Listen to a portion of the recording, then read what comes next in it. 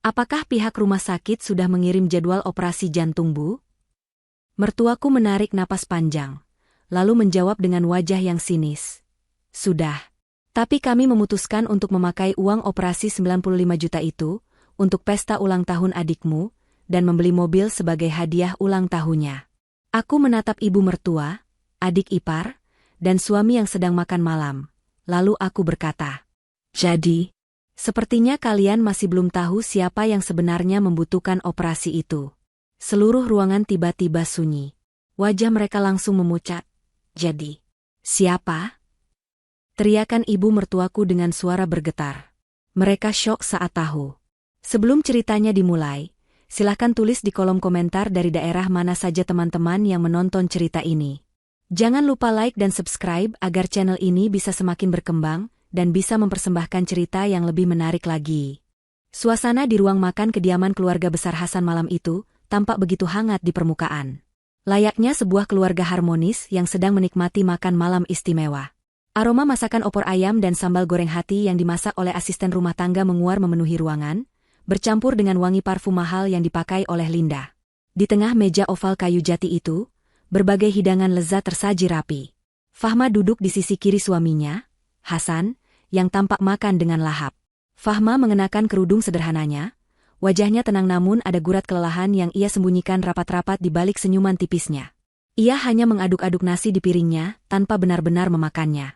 Pikirannya melayang jauh pada tumpukan berkas medis yang ia simpan rapi di dalam laci meja kerjanya, berkas yang memuat vonis menakutkan tentang kondisi jantung suaminya. Namun, malam ini bukan tentang dirinya, melainkan tentang sebuah pertanyaan besar yang harus ia ajukan demi nyawa laki-laki yang duduk di sebelahnya.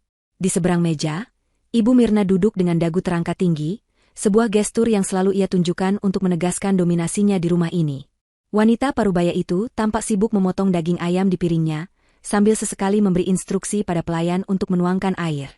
Di sebelahnya duduk Linda, adik perempuan Hasan satu-satunya, yang sejak tadi tidak berhenti bicara tentang rencana pesta ulang tahunnya yang akan digelar 3 hari lagi. Linda sibuk menggulir layar ponsel pintarnya, menunjukkan foto-foto dekorasi dan gaun kepada ibunya dengan antusiasme yang meletup-letup. Suara tawa mereka berdua mendominasi ruangan, menenggelamkan suara denting sendok dan garpu yang beradu dengan piring keramik. Hasan sesekali menimpali obrolan ibu dan adiknya dengan anggukan setuju atau senyum kecil, sama sekali tidak menyadari ketegangan yang sedang dibangun oleh istrinya sendiri di sebelahnya. Bagi Hasan, malam ini adalah malam yang damai setelah seminggu penuh bekerja lembur di kantor, tanpa menyadari bahwa tubuhnya sendiri sedang berteriak minta tolong. Fahma menarik napas panjang, mencoba mengumpulkan keberanian yang sejak tadi sore ia pupuk. Ia melirik jam dinding yang terus berdetak, mengingatkannya bahwa waktu tidak pernah berpihak pada mereka. Besok pagi adalah jadwal yang sudah ditentukan oleh dokter spesialis jantung untuk tindakan operasi Hasan. Ini bukan operasi main-main. Ini adalah pertaruhan nyawa. Fahma meletakkan sendoknya perlahan di atas piring, menimbulkan bunyi denting kecil yang cukup untuk membuat Hasan menoleh padanya sejenak. Fahma membalas tatapan suaminya dengan sorot mata lembut namun penuh arti, lalu ia mengalihkan pandangannya tajam ke arah Ibu Mirna. Ia tahu ia harus bicara sekarang, sebelum semuanya terlambat. Fahma memberanikan diri membuka suara di sela-sela cerita Linda tentang catering mahal yang baru saja ia pesan. Fahma bertanya dengan suara yang tenang namun tegas kepada Ibu Mirna, apakah pihak rumah sakit sudah mengirimkan konfirmasi jadwal operasi jantung untuk besok pagi. Pertanyaan itu meluncur begitu saja, memotong kalimat Linda yang sedang membanggakan harga gaun pestanya. Seketika itu juga, suasana di meja makan berubah hening. Sendok di tangan Hasan terhenti di udara. Ia menatap istrinya dengan bingung, lalu beralih menatap ibunya. Hasan memang tahu ia akan melakukan pemeriksaan kesehatan besok, tetapi ia tidak pernah mendengar kata operasi. Fahma sengaja menggunakan istilah medis yang spesifik di depan Ibu Mirna untuk memancing reaksi, karena ia tahu Ibu Mirna memegang kendali atas uang 95 juta rupiah yang dititipkan Fahma ke rekening Hasan bulan lalu, uang yang seharusnya digunakan untuk deposit tindakan medis. Ibu Mirna meletakkan garpu dan pisaunya dengan kasar ke atas piring. Ia menyeka mulutnya dengan serbet kain, lalu menatap Fahma dengan tatapan yang sulit diartikan. Ada campuran rasa kesal dan angkuh di sana. Ibu Mirna menarik napas panjang, seolah-olah pertanyaan Fahma adalah gangguan besar yang merusak selera makannya. Dengan wajah sinis yang tidak ia tutup-tutupi, Ibu Mirna menjawab bahwa pihak rumah sakit memang sudah menghubungi tadi siang. Namun, jawaban selanjutnya yang keluar dari mulut wanita itu membuat darah Fahma terasa berhenti mengalir. Ibu Mirna dengan enteng mengatakan bahwa mereka sekeluarga telah memutuskan untuk memakai uang operasi 95 juta itu untuk keperluan lain. Ibu Mirna menjelaskan tanpa rasa bersalah bahwa uang itu dialihkan untuk membiayai pesta ulang tahun Linda yang megah dan membayar uang muka mobil baru sebagai hadiah ulang tahun Linda. Alasannya sangat sederhana dan mengerikan menurut Ibu Mirna, yaitu Linda hanya berulang tahun 1 kali dalam setahun, jadi harus dirayakan dengan istimewa. Fahma merasakan tangannya gemetar hebat di bawah meja. Ia meremas kain gamisnya kuat-kuat untuk menahan ledakan emosi yang siap membuncah. Ia menatap suaminya, Hasan, berharap laki-laki itu akan marah atau setidaknya membantah keputusan gila ibunya. Namun, Hasan justru tampak bingung. Hasan tertawa kecil, sebuah tawa canggung yang menyakitkan untuk didengar. Hasan bertanya kepada Fahma apa maksud dari operasi jantung itu, karena setahu Hasan dirinya sehat-sehat saja dan uang itu memang uang tabungan keluarga yang bisa dipakai untuk keperluan mendesak. Hasan bahkan menambahkan dengan nada polos bahwa tidak apa-apa jika ibu mau meminjam uang itu dulu untuk kebahagiaan Linda, toh Linda adalah adik kesayangannya. Kepolosan Hasan itu justru menjadi pisau yang menyayat hati Fahma. Suaminya benar-benar tidak tahu bahwa ia sedang berdiri di tepi jurang kematian, dan keluarganya sendiri yang mendorongnya jatuh. Fahma tidak bisa lagi menahan diri. Ia menatap satu persatu wajah orang-orang di meja makan itu. Ia melihat wajah angku Ibu Mirna yang merasa berhak atas segalanya, wajah manja Linda yang tidak peduli pada apapun selain kesenangannya sendiri, dan wajah bodoh Hasan yang terlalu naif.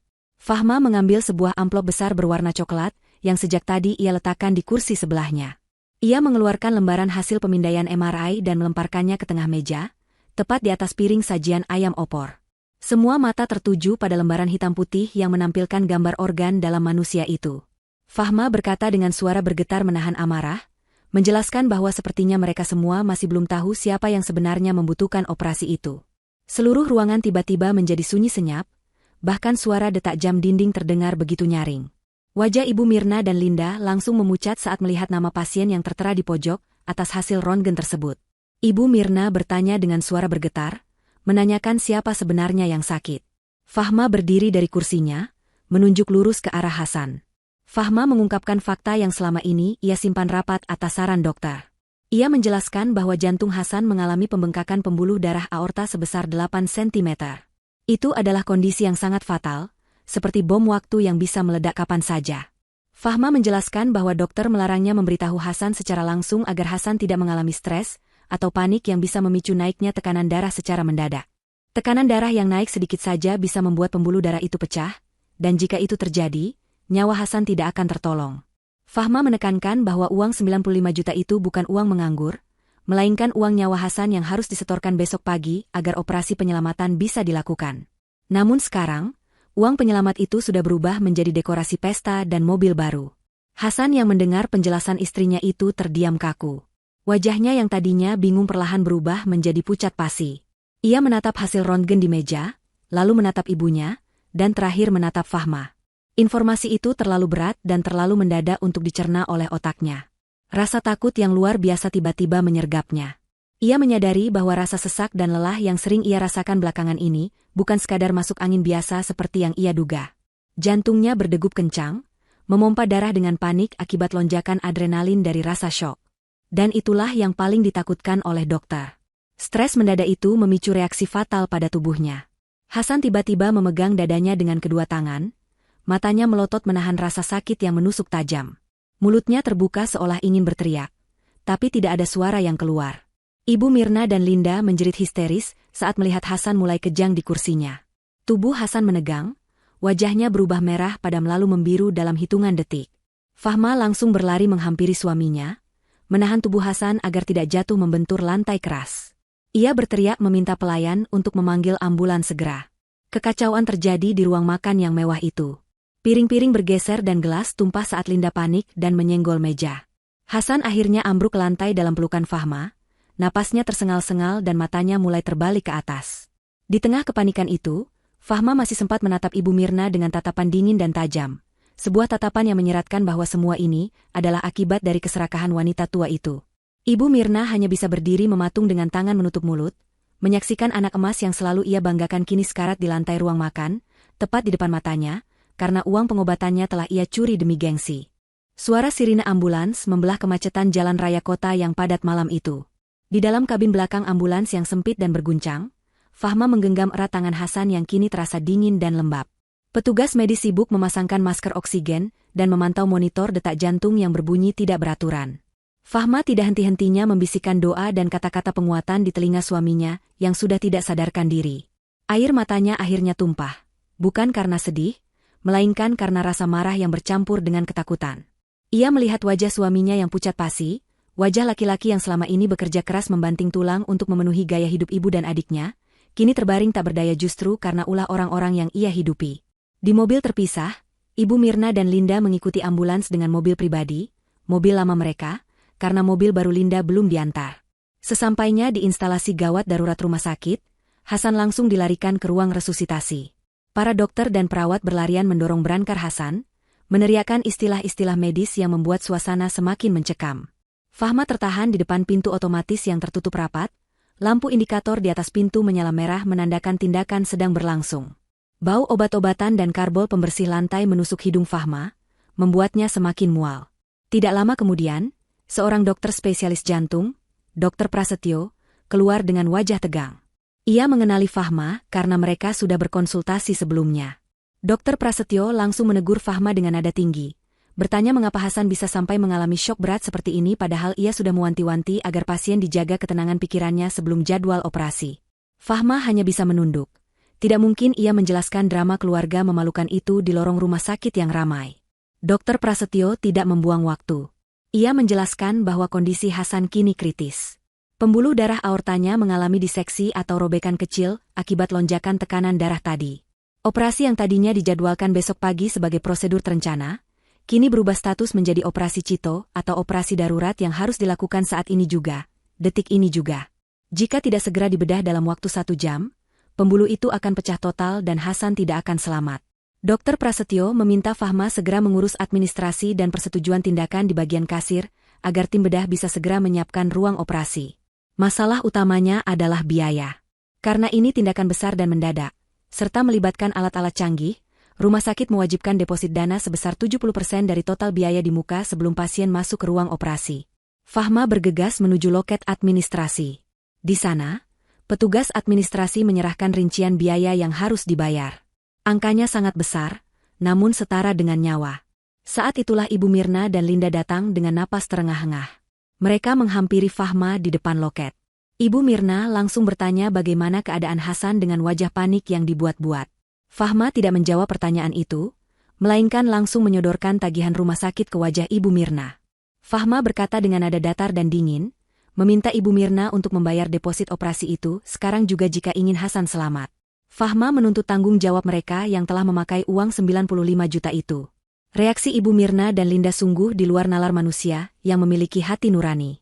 Ibu Mirna membelalakan matanya melihat nominal yang tertera. Ia mundur selangkah, menggelengkan kepalanya. Dengan suara berbisik agar tidak didengar orang lain, Ibu Mirna mengatakan bahwa ia tidak memegang uang tunai sebanyak itu.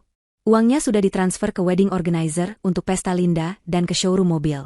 Linda yang berdiri di samping ibunya ikut menimpali dengan nada protes. Linda mengatakan bahwa jika mereka membatalkan pesanan catering dan dekorasi pesta sekarang, uangnya akan hangus 80% sesuai perjanjian kontrak. Linda bahkan dengan egois menambahkan bahwa sayang sekali jika uang puluhan juta hangus begitu saja, hanya karena kepanikan sesaat. Menurut Linda, mungkin Hasan bisa menunggu sebentar atau dirawat dengan obat dulu sampai pestanya selesai lusa dan uang amplop tamu bisa dipakai. Fahma menatap kedua wanita di hadapannya itu dengan pandangan tidak percaya. Ia merasa seperti sedang berhadapan dengan monster, bukan manusia. Di balik pintu sana, Hasan sedang bertarung nyawa, sementara di sini, ibu kandung dan adik kandungnya sedang berhitung untung rugi membatalkan pesta. Fahma bertanya sekali lagi dengan penekanan pada setiap kata, apakah mereka lebih memilih kehilangan uang hangus 80% atau kehilangan Hasan selamanya? Ibu Mirna tampak ragu, ia menggigit bibirnya, lalu menatap Linda yang memasang wajah memelas. Akhirnya, Ibu Mirna mengeluarkan kalimat yang akan selalu diingat Fahma seumur hidupnya. Ibu Mirna berkata bahwa mungkin dokter terlalu melebih-lebihkan, dan meminta Fahma sebagai istri yang bekerja untuk mencari pinjaman atau menggunakan asuransi kantor saja, karena Ibu Mirna tidak rela uang muka mobil yang sudah lama diimpikan Linda hilang begitu saja. Kesabaran Fahma habis sudah. Ia tidak punya waktu untuk berdebat dengan orang-orang yang sudah mati nuraninya. Waktu terus berjalan dan nyawa suaminya ada di ujung tanduk. Fahma mengeluarkan dompet dari tasnya. Ia mengambil sebuah kartu kredit berwarna hitam, kartu eksklusif yang ia dapatkan dari hasil kerja kerasnya sendiri mengelola bisnis sampingan yang selama ini ia rahasiakan dari keluarga Hasan. Fahma menyerahkan kartu itu kepada petugas administrasi. Ia meminta petugas untuk menggesek kartu itu sejumlah seluruh biaya operasi, melunasi semuanya di muka tanpa sisa. Petugas administrasi itu tampak terkejut melihat jenis kartu yang dimiliki Fahma, namun segera memprosesnya dengan cepat. Transaksi berhasil. Struk pembayaran keluar dan Fahma menandatanganinya dengan tangan mantap. Setelah urusan administrasi selesai, Fahma berbalik menghadap Ibu Mirna dan Linda yang masih berdiri di sana dengan wajah bingung bercampur lega, karena uang mereka aman. Fahma menatap mereka dengan tatapan yang benar-benar berbeda dari Fahma yang mereka kenal selama ini. Tidak ada lagi Fahma yang penurut, tidak ada lagi Fahma yang diam saat dihina. Fahma melangkah maju mendekati Ibu Mirna, hingga jarak mereka hanya tinggal 1 jengkal. Dengan suara rendah namun penuh ancaman, Fahma mengatakan bahwa mulai detik ini, ia yang menanggung seluruh biaya hidup Hasan, termasuk nyawanya. Fahma menegaskan bahwa Ibu Mirna dan Linda tidak punya hak lagi atas Hasan. Fahma juga memperingatkan bahwa ia mendengar semua percakapan mereka tadi, tentang bagaimana mereka lebih mementingkan mobil daripada anak sendiri. Fahma bersumpah, jika Hasan selamat ataupun tidak, ia akan memastikan Ibu Mirna dan Linda membayar setiap sen yang mereka curi dengan harga yang jauh lebih mahal daripada sekadar uang. Seorang perawat berlari menghampiri mereka, memberitahu bahwa Hasan sudah siap dibawa ke ruang operasi dan dokter membutuhkan tanda tangan persetujuan istri. Fahma langsung meninggalkan Ibu Mirna dan Linda yang terpaku di koridor rumah sakit. Fahma berjalan cepat mengikuti perawat, punggungnya tegak lurus menyeratkan kekuatan baru yang lahir dari kekecewaan mendalam. Sementara itu, Linda menyenggol lengan ibunya, berbisik bahwa syukurlah Fahma punya uang simpanan sehingga pesta ulang tahunnya tetap bisa berjalan lancar.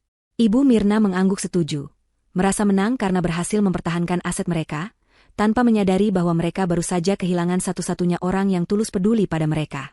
Di dalam ruang operasi, lampu sorot menyala terang, pisau bedah disiapkan, dan pertarungan melawan maut dimulai, sementara di luar, pertarungan kemanusiaan baru saja berakhir dengan kekalahan telak bagi moralitas keluarga Hasan. Lampu operasi yang menyilaukan akhirnya padam setelah 5 jam yang terasa seperti selamanya. Pintu ruang operasi terbuka perlahan, menampilkan sosok Dr. Prasetyo yang tampak kelelahan dengan baju bedah yang sudah tidak serapi sebelumnya. Fahma, yang sedari tadi duduk mematung di kursi tunggu koridor rumah sakit yang dingin, langsung berdiri menyambutnya. Ibu Mirna dan Linda, yang sempat tertidur di kursi panjang dengan posisi tidak nyaman, ikut terbangun karena suara langkah kaki. Dr. Prasetyo melepas masker medisnya dan menghela napas panjang sebelum memberikan kabar. Ia menjelaskan bahwa operasi penggantian bagian pembuluh darah aorta yang pecah telah berhasil dilakukan, namun Hasan belum melewati masa kritis. Jantung Hasan sempat berhenti berdetak selama beberapa detik di meja operasi, sebuah komplikasi akibat syok dan keterlambatan penanganan. Kini, Hasan dipindahkan ke ruang ICU dan akan berada dalam kondisi koma induksi, atau sengaja ditidurkan agar tubuhnya bisa memulihkan diri tanpa stres.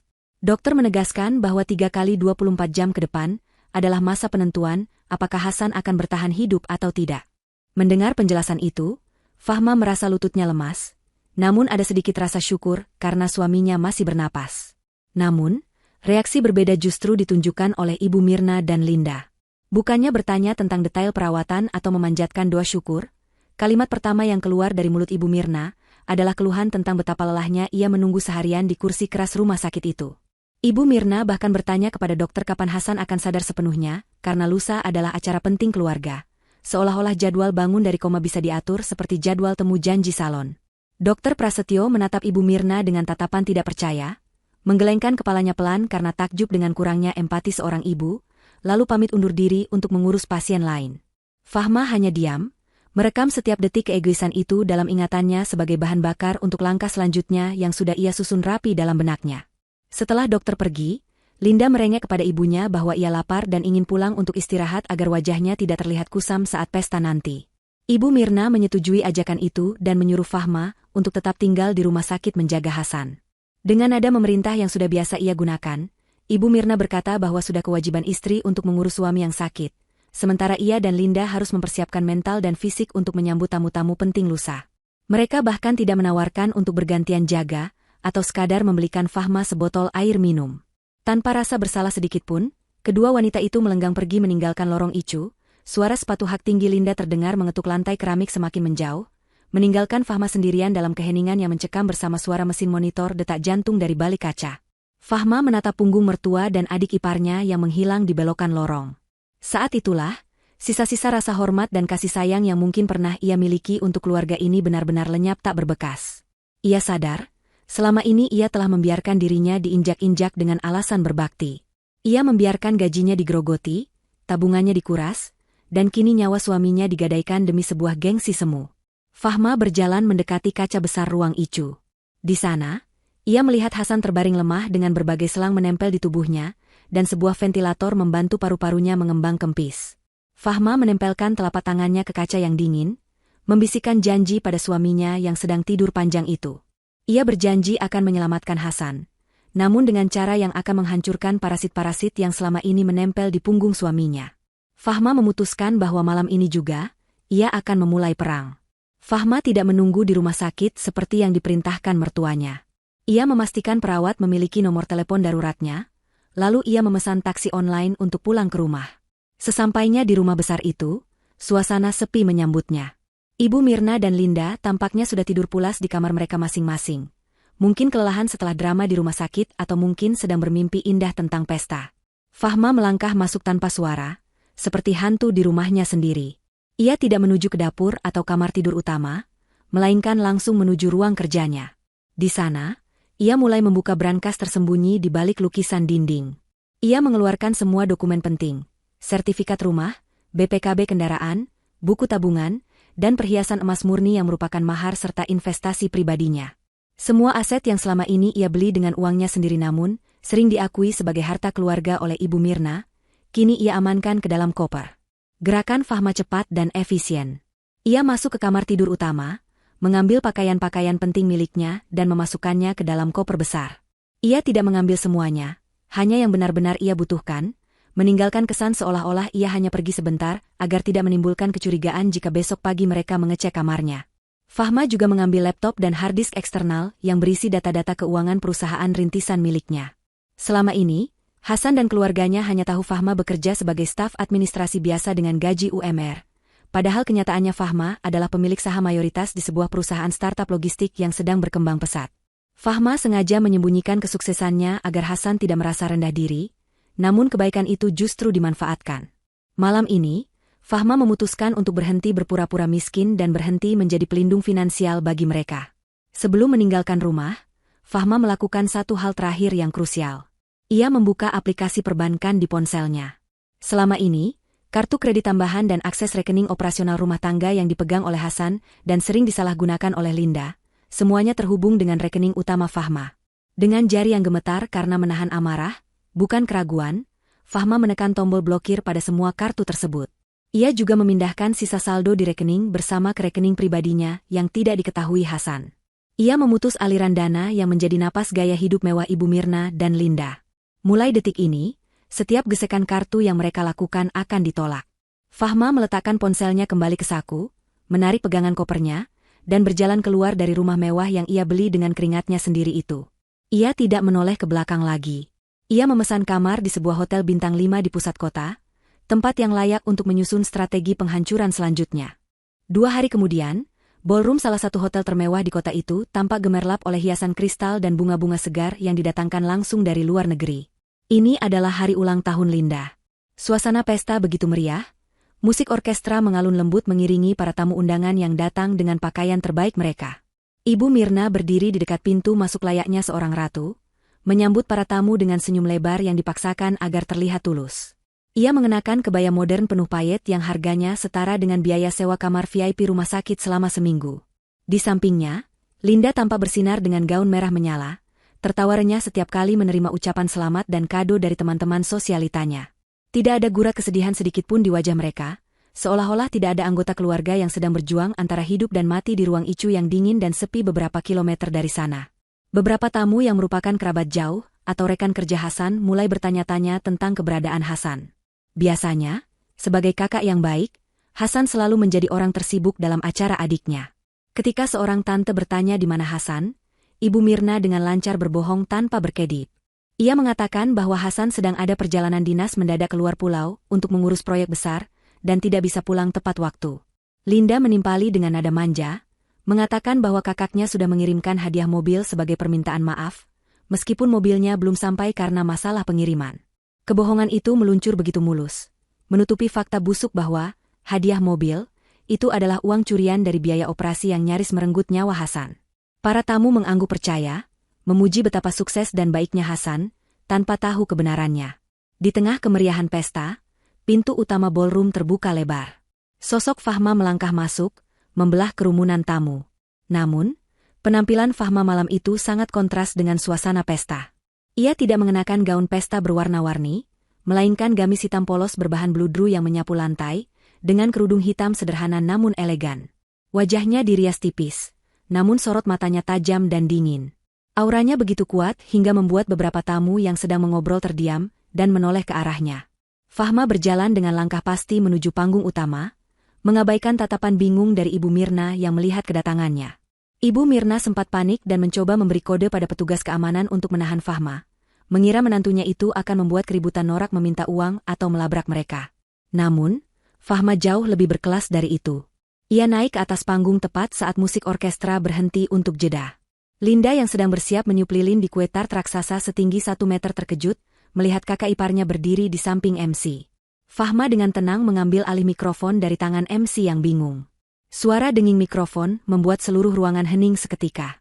Semua mata tertuju pada Fahma. Ibu Mirna bergegas berjalan cepat menuju panggung. Matanya melotot memberi isyarat agar Fahma turun, tapi Fahma tidak peduli. Fahma tersenyum tipis, senyum yang tidak mencapai matanya, lalu mulai berbicara dengan suara yang jernih dan berwibawa. Ia menyapa para tamu undangan, mengucapkan terima kasih karena telah hadir merayakan hari bahagia adik iparnya tercinta.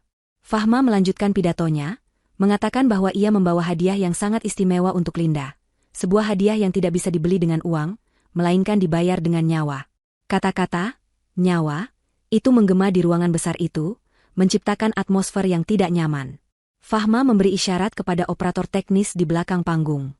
Sebelumnya, Fahma sudah membayar orang teknis itu untuk memutar sebuah file video yang ia berikan. Layar proyektor raksasa di belakang panggung yang tadinya menampilkan foto-foto prewedding narsis Linda, tiba-tiba berubah. Layar itu kini menampilkan rekaman video amatir yang diambil secara diam-diam oleh Fahma menggunakan ponselnya saat kejadian di rumah sakit 2 hari lalu. Kualitas videonya agak goyang, tapi suaranya terdengar sangat jelas dan jernih berkat audio enhancement yang sudah dilakukan Fahma.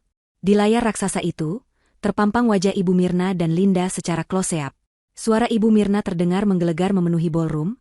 Kalau dibatalkan sekarang, hangus 80%. Sayang dong. Kemudian disusul suara Linda yang merengek, masak tega ngancurin ulang tahunku? Mungkin Mas Hasan bisa nunggu sebentar atau dirawat pakai obat dulu. Video itu kemudian memotong ke adegan selanjutnya, menampilkan foto Hasan yang sedang terbaring koma di ICU dengan tubuh penuh selang. Dengan tanggal dan waktu yang tertera di pojok video, menunjukkan waktu yang bersamaan dengan saat pesta ini berlangsung. Di bawah foto tragis Hasan, Fahma menambahkan teks besar berwarna merah darah, "Kakakku sekarat demi pesta ini." Gasps dan teriakan kaget terdengar dari para tamu undangan. Gelas-gelas wine terjatuh dan pecah. Suasana pesta yang tadinya penuh tawa berubah menjadi horor. Para tamu menatap layar dengan mulut menganga, lalu beralih menatap Ibu Mirna dan Linda dengan pandangan jijik dan tidak percaya. Kebohongan tentang dinas luar kota hancur berkeping-keping dalam hitungan detik. Fahma kembali berbicara melalui mikrofon, suaranya tenang namun menusuk tulang. Ia berkata bahwa inilah harga dari gaun mewah yang dipakai Linda dan makanan lezat yang disantap para tamu malam ini. Semuanya dibiayai dari uang yang seharusnya menyelamatkan jantung suaminya yang pecah. Fahma menutup pidatonya dengan ucapan selamat ulang tahun yang terdengar seperti kutukan. "Selamat ulang tahun, Linda. Semoga kue tartnya tidak terasa seperti darah kakakmu." Linda menjerit histeris, menutup wajahnya dengan kedua tangan karena malu yang luar biasa. Ibu Mirna tampak seperti orang yang terkena serangan jantung. Wajahnya pucat pasi dan kakinya gemetar hebat, hingga ia harus berpegangan pada meja kue agar tidak ambruk. Tamu-tamu mulai berbisik-bisik dengan nada mencemooh. Beberapa dari mereka, terutama rekan bisnis Hasan yang selama ini menghormatinya, langsung memutar badan dan meninggalkan ruangan pesta dengan wajah marah. Mereka merasa tertipu dan jijik telah menjadi bagian dari perayaan di atas penderitaan orang lain. Satu persatu tamu pergi, meninggalkan kado-kado mereka begitu saja di lantai atau bahkan membawanya kembali. Dalam hitungan menit, pesta mewah itu berubah menjadi panggung pengadilan sosial bagi Ibu Mirna dan Linda. Fahma meletakkan mikrofon di atas meja dengan bunyi buk yang keras, lalu turun dari panggung dan berjalan keluar ruangan dengan kepala tegak, meninggalkan kehancuran yang baru saja ia mulai tanpa menoleh sedikitpun. Kehancuran pesta ulang tahun Linda malam itu terjadi begitu cepat dan brutal, menyisakan puing-puing harga diri yang berserakan di lantai ballroom hotel berbintang itu. Setelah kepergian Fahma yang dramatis, suasana pesta berubah menjadi mimpi buruk yang nyata. Para tamu undangan, yang sebagian besar adalah kolega bisnis, sosialita, dan teman-teman Linda yang sangat peduli pada citra publik, tidak lagi menyembunyikan rasa jijik mereka. Bisik-bisik yang tadinya pelan kini berubah menjadi gunjingan terang-terangan. Mereka menunjuk-nunjuk ke arah Ibu Mirna dan Linda dengan tatapan menghakimi, seolah-olah kedua wanita itu adalah pembawa wabah penyakit menular. Tidak ada yang mau mendekat. Bahkan sahabat-sahabat terdekat Linda yang biasanya selalu memuji-muji, kini terlihat sibuk dengan ponsel mereka, kemungkinan besar menyebarkan berita panas itu ke grup-grup obrolan lain, atau justru menjauhkan diri agar tidak ikut terseret dalam skandal memalukan tersebut. Satu persatu tamu meninggalkan ruangan tanpa berpamitan, meninggalkan piring-piring makanan yang masih penuh tak tersentuh, sebuah simbol pemborosan yang ironis di tengah fakta bahwa nyawa Hasan sedang dipertaruhkan demi makanan-makanan itu. Ibu Mirna berusaha mati-matian menyelamatkan wajahnya. Ia berlari mengejar beberapa tamu penting, berusaha menjelaskan bahwa video itu adalah fitnah, rekayasa, atau kesalahpahaman belaka. Dengan suara gemetar dan senyum palsu yang mengerikan, ia mengarang cerita bahwa Fahma adalah menantu yang memiliki gangguan jiwa dan cemburu pada kesuksesan keluarga mereka. Namun, usaha Ibu Mirna sia-sia. Bukti video dan rekaman suara yang ditampilkan Fahma terlalu nyata dan terlalu detail untuk disangkal. Ekspresi wajah Ibu Mirna dan Linda di video itu, serta kejelasan suara mereka saat membahas uang operasi yang hangus, adalah bukti tak terbantahkan tentang karakter asli mereka. Para tamu menepis tangan Ibu Mirna yang mencoba menahan mereka, memberikan tatapan dingin yang menyeratkan bahwa hubungan sosial dan bisnis mereka berakhir malam ini juga. Dalam waktu kurang dari setengah jam, ballroom yang megah itu kosong melompong. Hanya menyisakan Linda yang menangis histeris di pinggir panggung dan Ibu Mirna yang berdiri mematung menatap pintu keluar dengan napas memburu. Mimpi buruk sesungguhnya baru dimulai ketika manajer hotel datang menghampiri mereka dengan membawa tagihan pelunasan pesta. Sesuai perjanjian, sisa pembayaran harus dilunasi malam itu juga setelah acara selesai. Ibu Mirna, dengan sisa-sisa kesombongannya, mengeluarkan kartu kredit tambahan yang selama ini ia pegang, kartu yang tersambung langsung dengan rekening utama Fahma yang dikelola atas nama Hasan. Dengan angkuh, Ibu Mirna menyerahkan kartu itu kepada manajer hotel, berharap bisa segera pergi dari tempat terkutuk itu dan mengurus masalah ini di rumah. Namun, ketika petugas menggesek kartu tersebut di mesin EDC, muncul tulisan "Declined" atau ditolak di layar kecil mesin itu. Petugas mencoba lagi sampai 3 kali, tetapi hasilnya tetap sama. Wajah Ibu Mirna berubah pucat pasi. Ia mencoba kartu lain, kartu milik Linda, dan kartu debit Hasan yang mereka bawa. Semuanya ditolak. Semua akses keuangan mereka telah dibekukan total. Manajer hotel mulai menatap mereka dengan curiga dan tidak ramah. Ia menegaskan bahwa tagihan ratusan juta itu harus dibayar sekarang, atau ia akan memanggil polisi atas tuduhan penipuan jasa. Linda yang masih sesenggukan akhirnya sadar bahwa situasi mereka benar-benar gawat. Fahma tidak hanya mempermalukan mereka, tetapi juga memutus satu-satunya sumber kehidupan mereka. Mereka terjebak. Akhirnya, dengan rasa malu yang luar biasa, Ibu Mirna terpaksa menyerahkan perhiasan emas yang ia pakai, gelang, kalung, dan cincin berlian kesayangannya, sebagai jaminan sementara agar mereka bisa pulang dan tidak ditahan di kantor keamanan hotel. Mereka berjalan keluar dari hotel mewah itu bukan layaknya sosialita, melainkan seperti pencuri yang tertangkap basah, tanpa mobil jemputan karena aplikasi taksi online mereka pun terhubung dengan kartu kredit yang sudah diblokir. Mereka harus berjalan kaki cukup jauh di tengah malam dengan gaun pesta yang menyiksa, mencari taksi konvensional dan membayar dengan sisa uang tunai recehan di dompet Linda. Keesokan paginya, dampak dari tindakan Fahma semakin meluas bagaikan bola salju yang menggelinding liar. Video kejadian di pesta itu ternyata direkam oleh banyak tamu dan diunggah ke media sosial. Dalam semalam, video itu menjadi viral dengan jutaan penonton. Tagar, adik durhaka, dan mertua matre menjadi topik paling hangat di internet. Wajah Ibu Mirna dan Linda terpampang jelas di berbagai akun gosip nasional. Kolom komentar penuh dengan caci maki netizen yang marah melihat kekejaman mereka terhadap Hasan. Identitas mereka dikuliti habis-habisan oleh netizen. Alamat rumah, tempat kerja Linda, hingga masa lalu mereka mulai terungkap. Linda, yang bekerja sebagai public relations di sebuah perusahaan mode ternama, pagi itu juga mendapat surat pemecatan via surel. Perusahaan tidak mau citra mereka rusak karena mempekerjakan seseorang yang viral sebagai adik parasit. Karir yang Linda bangun dengan susah payah, atau lebih tepatnya, dibangun dengan uang Hasan, hancur dalam sekejap mata. Linda mengurung diri di kamar, berteriak-teriak histeris membaca komentar-komentar jahat yang menyerang fisiknya, sifatnya, dan keluarganya. Sementara itu, Ibu Mirna duduk di ruang tamu yang gelap, memegangi kepalanya yang pening. Telepon rumah terus berdering. Namun ia takut mengangkatnya karena ia tahu itu pasti teror dari orang-orang tak dikenal atau penagih utang yang mulai mencium bau kebangkrutan mereka. Rumah besar itu terasa seperti penjara sekarang.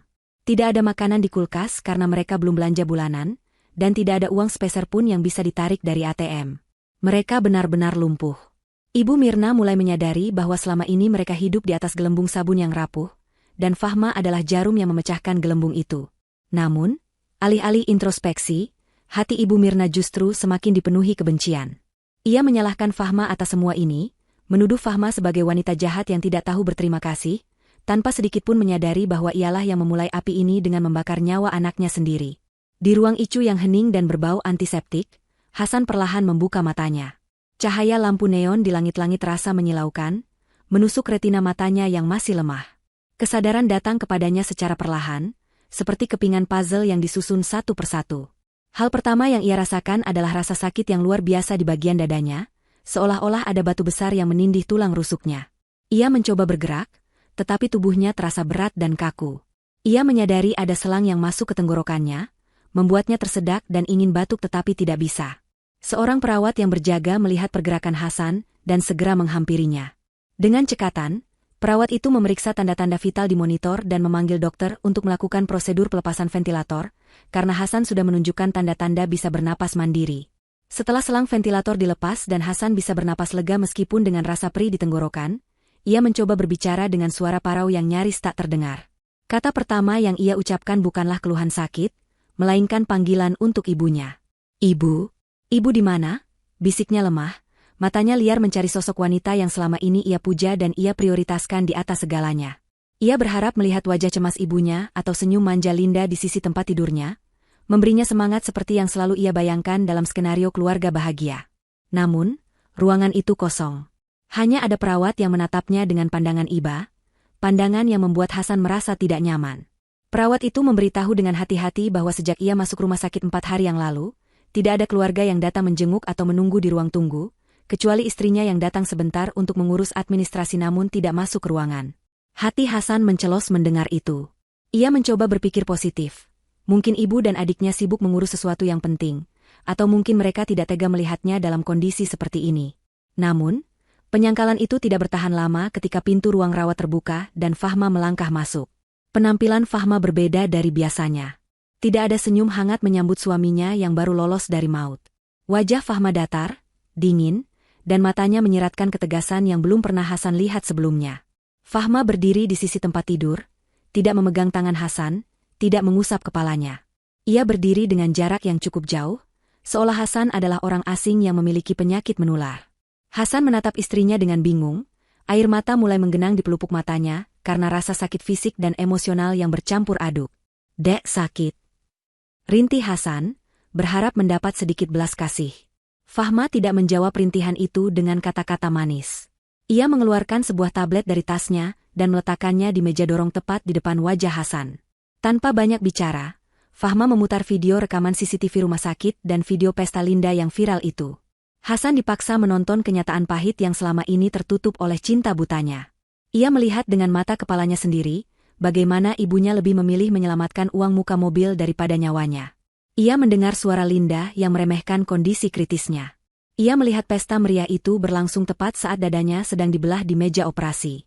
Setiap detik video itu seperti sayatan pisau baru di hati Hasan, jauh lebih menyakitkan daripada luka bedah di dadanya.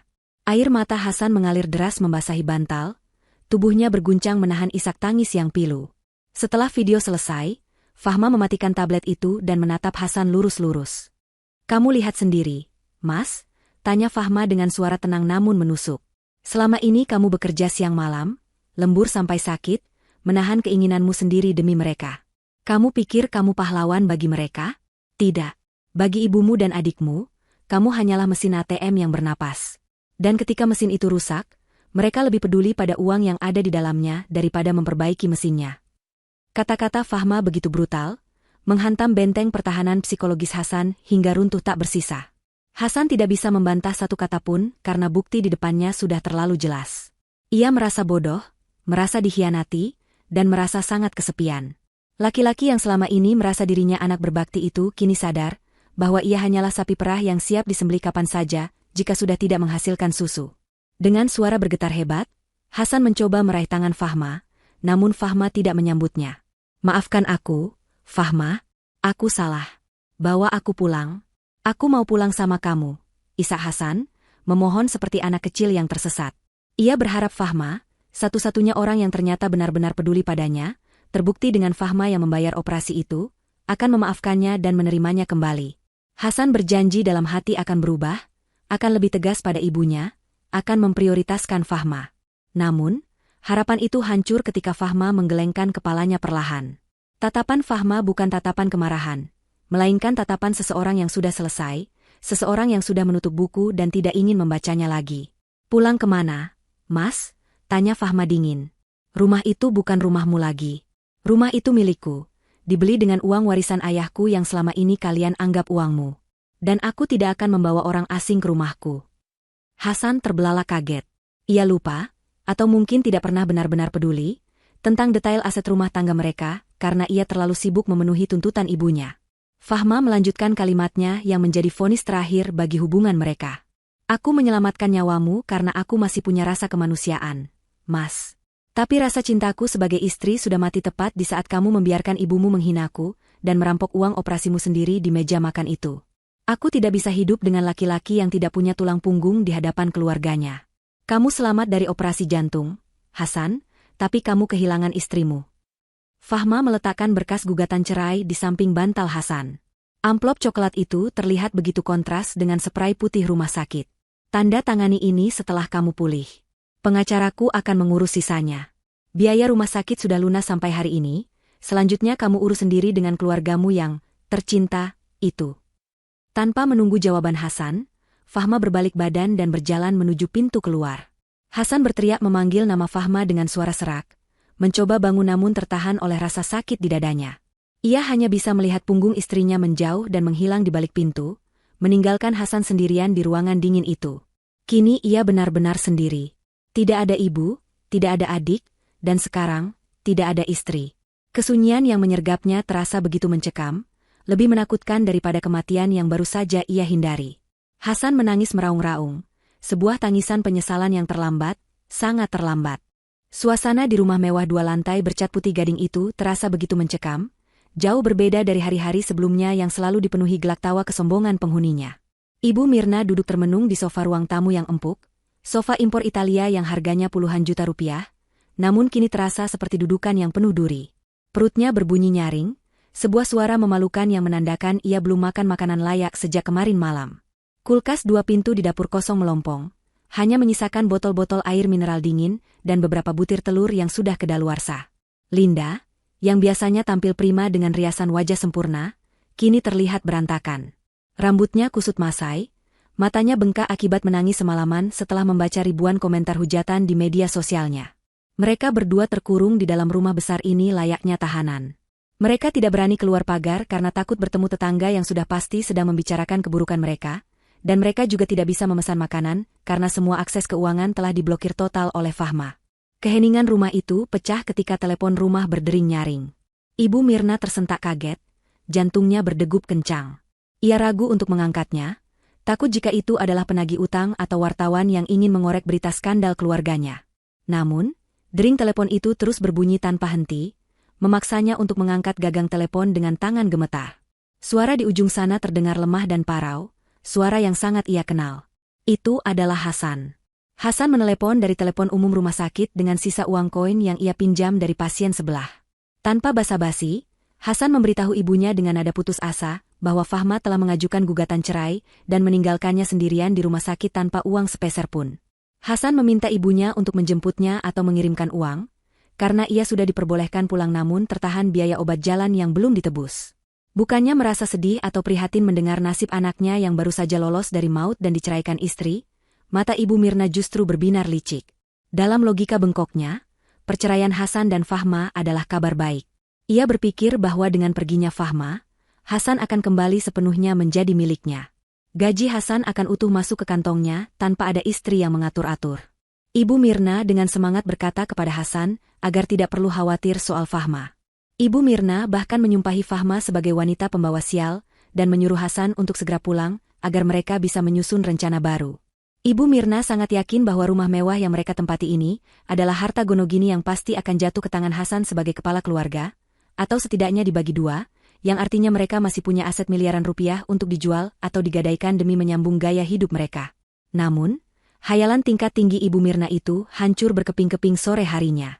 Bukan Hasan yang datang ke rumah, melainkan sebuah mobil sedan hitam mengkilap yang berhenti tepat di depan pagar.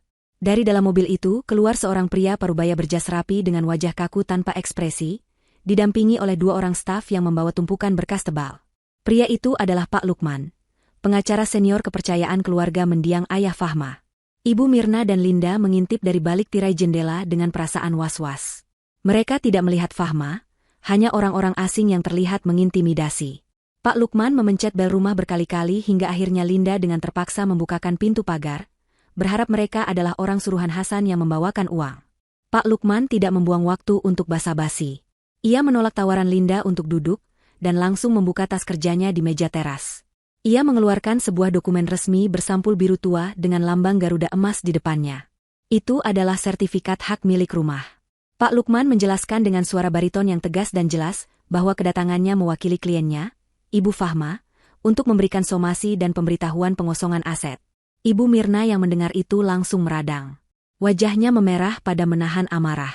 Dengan suara melengking, ia berteriak bahwa Pak Lukman pasti salah alamat atau salah orang. Ibu Mirna bersikeras mengklaim bahwa rumah ini adalah rumah anaknya, Hasan. Ia berdalih bahwa Hasanlah yang bekerja siang malam, jadi rumah ini otomatis milik Hasan, dan sebagai ibu kandung Hasan, ia berhak tinggal di sini sampai kapanpun ia mau. Pak Lukman tersenyum tipis. Senyuman yang menyiratkan rasa kasihan sekaligus meremehkan ketidaktahuan lawan bicaranya. Ia membuka lembaran sertifikat itu dan menunjukkannya tepat di depan mata Ibu Mirna. Di sana, tertulis dengan jelas nama pemilik sah tanah dan bangunan tersebut, Fahma Aulia. Tidak ada nama Hasan satu huruf pun di sana. Pak Lukman kemudian menjelaskan fakta hukum yang selama ini tidak diketahui oleh Ibu Mirna maupun Linda.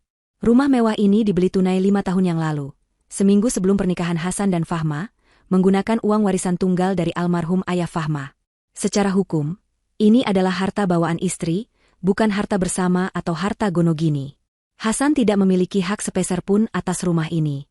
Bahkan, Pak Lukman menunjukkan surat pernyataan yang pernah ditandatangani Hasan di awal pernikahan, yang menyatakan bahwa Hasan mengakui menumpang tinggal di aset milik istrinya. Linda merebut kertas itu dengan kasar, matanya membelalak membaca setiap kata yang tercetak di sana. Tangannya gemetar hebat. Ia tidak percaya bahwa selama ini mereka menumpang hidup di rumah orang yang selalu mereka hina dan rendahkan. Selama ini mereka berpikir Fahma hanyalah benalu yang beruntung dinikahi Hasan, padahal kenyataannya justru sebaliknya. Merekalah parasit yang hidup di dalam inang bernama Fahma. Linda merasa dunianya runtuh. Jika rumah ini bukan milik Hasan, berarti mereka tidak punya apa-apa. Mobil sudah ditarik, tabungan Hasan sudah habis dikuras untuk gaya hidup mereka, dan sekarang tempat berteduh pun akan hilang. Linda menatap ibunya dengan pandangan kosong, mencari penyangkalan, tapi Ibu Mirna sendiri tampak seperti orang yang baru saja tersambar petir di siang bolong. Mulut Ibu Mirna ternganga, tapi tidak ada suara yang keluar. Argumennya patah, kesombongannya hancur berhadapan dengan fakta hukum yang hitam di atas putih. Pak Lukman menutup map dokumennya dengan suara buk yang tegas, menyadarkan mereka dari lamunan horor itu. Ia menyampaikan ultimatum terakhir dari Fahma. Kliennya memberikan waktu tepat 1 kali 24 jam bagi Ibu Mirna, Linda, dan Hasan untuk mengosongkan rumah tersebut dan membawa barang-barang pribadi mereka. Hanya barang pribadi seperti pakaian dan perlengkapan mandi. Semua perabotan, elektronik, hiasan dinding, dan benda-benda lain yang dibeli menggunakan kartu kredit Fahma atau uang rumah tangga, adalah aset milik Fahma dan tidak boleh dibawa keluar satupun.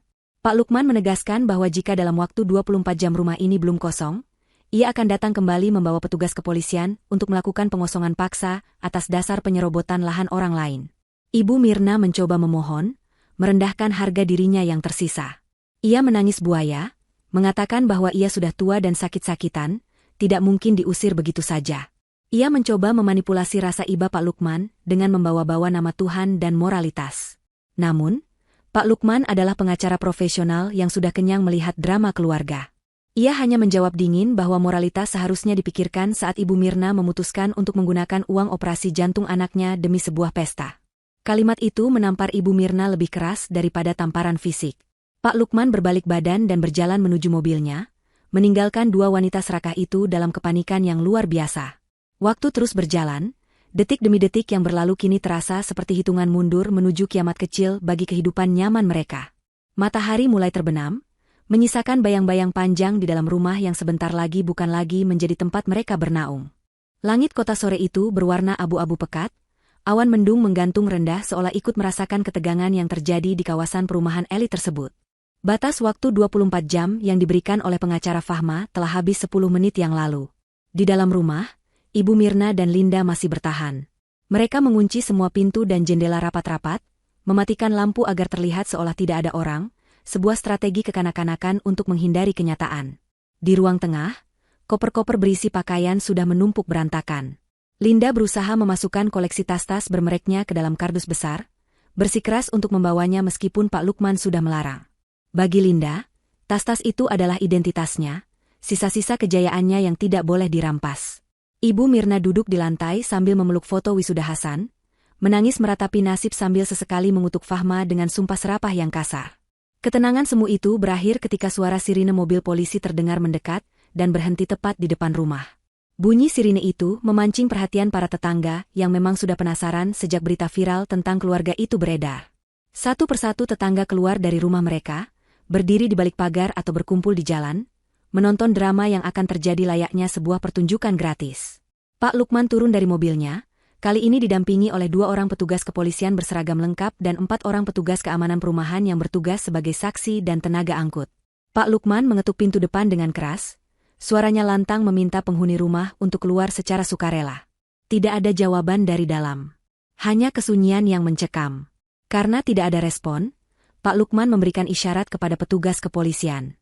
Sesuai prosedur hukum yang berlaku dan surat perintah pengadilan yang sudah ia kantongi, mereka berhak melakukan upaya paksa. Seorang petugas ahli kunci maju ke depan, dalam hitungan menit, suara klik terdengar dan pintu utama yang kokoh itu terbuka lebar. Rombongan petugas masuk ke dalam rumah. Mereka menemukan Ibu Mirna dan Linda sedang berpelukan di pojok ruang tamu dengan wajah pucat pasi ketakutan. Saat melihat polisi masuk, Ibu Mirna langsung histeris. Ia berteriak-teriak bahwa ada perampok masuk rumahnya, mencoba memutarbalikkan fakta di depan petugas. Ia meronta-ronta saat polisi wanita mencoba menenangkannya dan memintanya berdiri. Pak Lukman membacakan surat perintah eksekusi pengosongan rumah dengan suara tegas, mengabaikan teriakan Ibu Mirna. Petugas keamanan mulai mengangkat koper-koper pakaian mereka keluar halaman. Linda, yang melihat tas-tas bermereknya hendak diperiksa, langsung berlari menerjang petugas. Ia berteriak histeris melarang siapapun menyentuh harta karunnya itu. Namun, Pak Lukman dengan sigap menghadang. Ia menunjukkan daftar inventaris aset yang dibeli menggunakan kartu kredit Fahma yang tagihannya belum dibayar oleh Hasan. Ternyata, hampir semua tas mewah Linda dibeli dengan metode cicilan menggunakan kartu Fahma yang kini macet. Secara hukum, barang-barang itu adalah aset jaminan yang disita untuk menutupi kerugian finansial yang dialami Fahma. Linda menangis meraung-raung seperti anak kecil yang kehilangan mainannya saat petugas menyita kardus berisi tas-tas itu. Ia memohon-mohon, bahkan sampai berlutut di kaki Pak Lukman. Tapi keputusannya sudah bulat dan berkekuatan hukum tetap. Adegan paling memalukan terjadi saat Ibu Mirna dan Linda digiring keluar dari pintu rumah. Mereka berjalan tertatih-tatih, diseret pelan oleh Polwan karena menolak melangkah. Saat mereka sampai di halaman depan, mereka melihat puluhan pasang mata tetangga menatap mereka. Tidak ada tatapan kasihan di sana. Tatapan para tetangga itu penuh dengan rasa jijik, cemooh, dan kepuasan melihat karma yang terbayar tunai. Bisik-bisik tetangga terdengar jelas di telinga Ibu Mirna yang sensitif. Ada yang berkata, syukur deh, akhirnya warga racun ini pergi, dan ada juga yang menyeletuk, makanya jangan jahat sama menantu, kualatkan. Rasa malu yang dirasakan Ibu Mirna jauh lebih menyakitkan daripada rasa lapar atau lelah. Harga dirinya yang selama ini ia junjung setinggi langit, kini diinjak-injak di aspal jalanan kompleks perumahan. Tepat saat mereka sampai di trotoar luar pagar, sebuah taksi tua berhenti. Pintu belakang terbuka dan Hasan keluar dengan susah payah. Ia masih mengenakan pakaian rumah sakit yang lusuh, wajahnya tirus dan pucat, berjalan tertatih-tatih tanpa tongkat penyangga. Ia baru saja kabur dari rumah sakit, karena pihak administrasi menagih biaya tambahan yang tidak mampu ia bayar. Hasan menatap pemandangan di depannya dengan mata nanar. Ia melihat ibunya yang berantakan, adiknya yang menangis histeris, dan rumah mewahnya yang kini dijaga polisi. Hasan mencoba mendekati ibunya, berharap bisa memberikan pelukan penenang. Namun, reaksi Ibu Mirna sungguh di luar dugaan. Begitu melihat Hasan, Ibu Mirna langsung mendorong tubuh lemah anaknya itu, hingga Hasan terhuyung dan jatuh terduduk di aspal. Ibu Mirna menumpahkan segala kekesalannya pada Hasan. Ia memaki Hasan sebagai anak tidak berguna, laki-laki bodoh yang tidak bisa menjaga aset, dan suami takut istri yang membiarkan ibunya diusir seperti anjing. Ibu Mirna menyalahkan Hasan atas semua kemiskinan mendadak yang menimpa mereka. Hasan, yang jantungnya masih dalam masa pemulihan, hanya bisa terdiam menerima caci maki itu. Dadanya terasa sesak, bukan karena sakit fisik, tapi karena hancurnya hati melihat wajah asli ibunya. Ternyata benar kata Fahma, ibunya hanya mencintainya saat ia bergelimang harta dan memberi fasilitas. Saat ia jatuh miskin dan sakit, ia hanyalah sampah bagi ibunya sendiri. Langit yang sejak tadi menahan beban akhirnya tumpah. Hujan deras turun mengguyur bumi, membasahi ketiga manusia yang kini terlantar di pinggir jalan itu. Petugas keamanan menutup gerbang rumah tinggi-tinggi dan menguncinya dengan gembok besar dari dalam. Pak Lukman dan polisi masuk ke dalam mobil dan berlalu, meninggalkan mereka dalam guyuran hujan. Koper-koper berisi pakaian mereka basah kuyup. Linda sibuk menutupi kepalanya dengan tangan, berteriak marah pada Hasan agar segera mencari tempat berteduh atau memesan hotel. Namun Hasan hanya duduk diam di aspal yang basah, membiarkan air hujan menyamarkan air matanya. Tidak ada taksi yang mau berhenti mengangkut mereka karena penampilan mereka yang seperti gelandangan gila. Malam itu, keluarga yang dulunya sombong dan merasa memiliki dunia, kini harus merasakan dinginnya malam tanpa atap, tanpa uang, dan tanpa kasih sayang satu sama lain. Karma telah bekerja dengan cara yang paling puitis dan menyakitkan. 1 tahun telah berlalu sejak malam pengusiran yang penuh drama di bawah guyuran hujan itu. Roda kehidupan telah berputar 180 derajat, menggilas mereka yang dulu berada di puncak kesombongan, hingga kini terpuruk di dasar lumpur kehidupan nyata. Di sebuah kawasan pinggiran kota yang padat penduduk, kumuh, dan jauh dari hiruk-pikuk kemewahan yang dulu mereka agungkan, Linda sedang berjuang menjalani hukuman kehidupannya. Ia kini bekerja sebagai pelayan di sebuah warung makan tenda sederhana, yang menyajikan pecel lele di pinggir jalan raya yang berdebu. Wajahnya yang dulu selalu terawat dengan perawatan kulit jutaan rupiah, kini tampak kusam dan berminyak. Tidak ada lagi riasan tebal atau bulu mata palsu. Rambutnya diikat asal-asalan, tertutup keringat yang menetes karena panasnya udara di dekat penggorengan minyak jelantah. Tangan halusnya yang dulu hanya digunakan untuk memegang tas bermerek dan gelas wine, kini menjadi kasar, kapalan, dan berbau amis ikan yang sulit hilang meski sudah dicuci berkali-kali dengan sabun colek murahan. Malam itu warung sedang ramai-ramainya. Suara teriakan pesanan pelanggan bersahut-sahutan dengan bunyi klakson kendaraan yang lewat. Linda berlari ke sana kemari membawa nampan berisi piring-piring kotor yang menumpuk. Seorang pelanggan pria parubaya yang tidak sabaran memaki Linda dengan kata-kata kasar, karena es teh manisnya terlambat datang. Linda hanya bisa menunduk, menggigit bibir menahan tangis, dan meminta maaf berulang kali. Dulu, jika ada pelayan yang melakukan kesalahan kecil di hadapannya, Linda tidak segan-segan menyiramkan air atau meminta manajer memecat pelayan tersebut. Kini, ia merasakan sendiri betapa sakitnya diinjak-injak harga dirinya demi uang recehan. Gajinya di tempat ini sangat kecil, di bawah upah minimum, tapi ia tidak punya pilihan lain. Ijazah sarjananya seolah tidak laku lagi karena reputasi buruknya yang abadi di jejak digital internet. Setiap kali ia melamar kerja di kantor yang layak, HRD selalu menolaknya halus atau bahkan terang-terangan menyindir soal viralnya video, adik durhaka. Setelah jam operasional warung tutup lewat tengah malam, Linda menyeret langkah kakinya yang bengkak menuju tempat tinggalnya. Ia tidak pulang ke rumah mewah atau apartemen, melainkan ke sebuah kontrakan petak sempit berukuran 3 kali 4 meter yang terletak di gang sempit yang becek dan bau selokan. Dinding kontrakan itu lembab dan berjamur, catnya mengelupas di sana-sini. Di dalam ruangan sempit itulah Ibu Mirna kini menghabiskan hari-harinya. Ibu Mirna mengalami stroke ringan 6 bulan lalu akibat stres berkepanjangan dan pola makan buruk. Separuh tubuhnya lemah, membuatnya sulit berjalan dan hanya bisa berbaring di kasur tipis di lantai. Tidak ada lagi Ibu Mirna yang gagah dan sombong. Yang ada hanyalah wanita tua yang kurus, rewel, dan penuh kebencian pada dunia. Begitu Linda membuka pintu kontrakan yang berderit, ia langsung disambut oleh omelan Ibu Mirna. Ibu Mirna mengeluh kepanasan karena kipas angin kecil di sudut ruangan rusak dan tidak berputar kencang. Ia juga merengek meminta dibelikan martabak manis atau sate kambing, makanan-makanan enak yang dulu menjadi menu hariannya. Linda, yang tubuhnya serasa mau remuk karena kelelahan, meletakkan bungkusan nasi sisa dari warung, nasi putih dingin dengan kepala lele goreng yang agak gosong, di hadapan ibunya. Emosi Linda meledak mendengar permintaan ibunya yang tidak tahu diri itu. Dengan suara tinggi yang menggema di ruangan sempit itu, Linda membentak ibunya. Ia berteriak bahwa ia lelah bekerja seharian menjadi babu orang lain demi menyambung napas mereka, sementara ibunya hanya bisa tidur dan menuntut hal-hal yang tidak masuk akal. Pertengkaran hebat pun terjadi, sebuah rutinitas malam yang menyedihkan. Ibu Mirna membalas bentakan Linda dengan mengungkit-ungkit bahwa dulu ia memanjakan Linda bak putri raja. Ibu Mirna mengatakan bahwa Linda adalah anak tak tahu balas budi yang berani membentak orang tua yang sedang sakit. Linda tertawa sinis, tawa yang terdengar hampa dan pahit. Ia menatap ibunya dengan tatapan nyalang, lalu melontarkan kalimat yang menohok ulu hati. Linda berkata bahwa justru karena didikan ibunya yang salahlah ia menjadi seperti ini. Linda mengingatkan ibunya tentang uang 95 juta itu. Jika saja uang itu tidak dipakai untuk DP mobil yang akhirnya ditarik Leasing, mungkin Hasan tidak akan diceraikan, mungkin mereka masih tinggal di rumah nyaman, dan mungkin nasib mereka tidak akan seburuk ini. Linda menyalahkan keserakahan ibunya sebagai akar dari segala kehancuran mereka. Ibu Mirna terdiam 1000 bahasa mendengar tuduhan itu. Ia ingin membantah, tapi jauh di lubuk hatinya ia tahu Linda benar. Suasana hening yang canggung menyelimuti ruangan itu, hanya terdengar suara tikus yang berlarian di plafon. Linda kemudian duduk di lantai, membuka bungkusan nasi sisa itu untuk dimakan sendiri karena ia kelaparan. Matanya tertumbuk pada sobekan koran bekas yang menjadi alas pembungkus nasi tersebut. Di bagian pojok koran yang sudah berminyak itu, terdapat sebuah foto berita profil pengusaha wanita sukses.